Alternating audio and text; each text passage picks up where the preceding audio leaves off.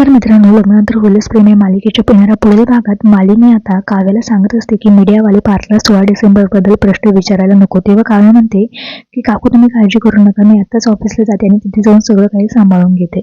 तर मित्रांनो, रम्याने आता काहीतरी कारस्थान करावं म्हणून अगोदरच पत्रकारांना प्रश्न विचारायला लावलेले असतात. पत्रकार म्हणतो की बायकोशी साथ नसताना तुम्ही हे यश कसं मिळवलं. तेवढ्यात तिथे काव्याची एंट्री होते आणि ती म्हणते की कोणी सांगितलं मी यांना बायकोचा पाठिंबा नाहीये.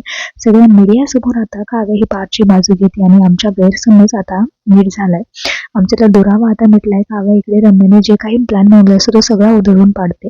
काव्याने जे आहे ते मीडियावाल्यांना सगळ्यांना समजून सांगितलेलं असतं की प्रत्येकाचा एक भूतकाळ असतो. त्या भूतकाळ जो आहे तो आपण विसरायचा असतो आणि पुढचं आयुष्य जगायचं असतं. तोच भूतकाळ धरून बसलो तर आपलं आयुष्य काहीच नाहीये.